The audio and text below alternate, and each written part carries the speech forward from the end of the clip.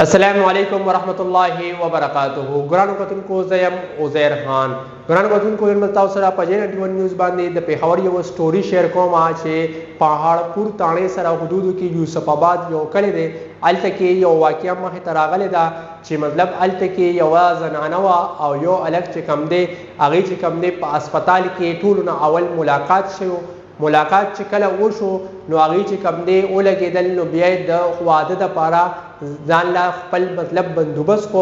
خو ګران وطنونکو دلته کې دا زنانه چې کوم ده د دې مخکې آلرډي واده شوی دی. د دې څلور بچي وو. د دې یو زوی چې کوم دی هغه د 16-17 کالو دی. باقاعده په فسټ ایئر کې سبق وایي. خو ګران وطنونکو دې چې کوم دی دلته کې د اسپتال کې تعلق جوړ شوی دی. تر یو کال نه چې کوم دی د دې دغه روانو رابطې روانې وي. خو ګران وطنونکو دې چې کوم دی د واده چې کوم دی بندوبست ځان له سیټ کو نو دلته چې کوم دی نو د دې زنانه چې کوم دی آلرډي یو خاوندو په کور کې موجود وو. نو بیا د هلک چې کوم دی ملزم چې کوم دی د ولګېدو دې زنانه ته باقاعده د ویشتو د هر څه چلو خو د دې نه مخکې چې کوم دی دې ملزم چې کوم دی په دې زنانه خاوند باندې هم گزار مطلب په دغه سره کړی ډزې پې کړی دی خو هغه دی بچ شوی دی.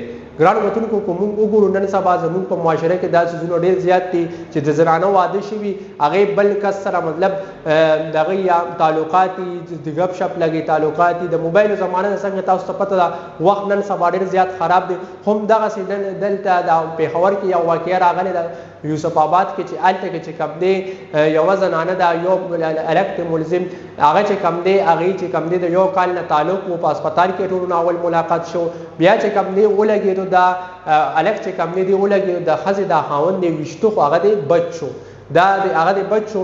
بیا دوباره چې کوم دی ولګېدو دا هلک چې کوم دی دی راغی ده ورته باقاعده د زنانه د تمانچه هم ورکړه د تمانچې طریقې هم ورته وښوله چې ده به دا تمانچه داسې استعمال کړي. زنانه ولګېده خپل خاوند دی وویشتو د چا د وجې د دې هلک دپاره وویشتو چې زه دې هلک سره واده وکړم. نو هغه خپل خاوند دی وویشتو آی تھنک چې په پیټک کې ویشتې دی او 3 بجې وې کم از کم د شپې. بیا دې زنانه د کور گیټونه کلو پرېښي دي او تلې ده او چغې جوړې کړي دي چې غله راغلي دي او غلو زما خاوند ویشتې دی. بیا پولیسو تفتیش شروع کړو. پولیسو هر څه تفتیش وکړو ښه پوره تفتیش یې وکړو. هغې کې چې کوم دی د پولیسو په تفتیش کې چې کوم دی دا زنانه او دا ملزم چې کوم دی دی رووتل. دی چې کوم دی دا قتل کړو نه غلا شوې وه نه بل څه شو هېڅ هم نه شوې. هغې چې کوم دی هلته کې دا چغې جوړې کړې زنانه چې هله غلا وشوه غلا شو او غلو چې کوم دی زما خاوند مړ کړو. خو هلته کې ګرانو کتونکو واقعه بل څه واقعه دا وه چې د هلک او د دې ښځې چې کوم دی تعلق و د دې ښځې چې کوم دی آلرډي 4 بچي دي. هغه یو بچی چې کوم دی هغه د 17 سال دی هغه باقاعده په فسټ ایئر کې سبق وایي. خو ګرانو وطنکو زمونږ د پوهه پته نشته چې دا زموږ پښتانه به کله پوهېږي.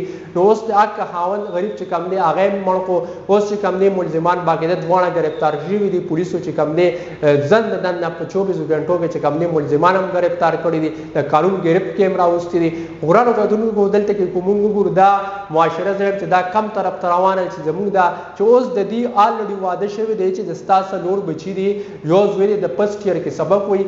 نو تا له صرف پکار دی چې ته راځې بل سره دوستي جوړی. خو ګرانو وطنکو دلته کې زه بیا درخواست کوم ټولو هغه والدینو ته چې د خپلو لوریانو له د خپلو بچو سره چې کمې موبایل دي هغه وله ګورئ ځکه چې حالات ډېر زیات خراب دي ډېر انتخابي حالات خراب دي. دا ملزم چې کله ګرفتار کو پولیسو آی تھنک چې دا ویل کېږي چې دی د بیټرو په دوکان کې او پلار سره د بیټرو په دوکان کې ناستو.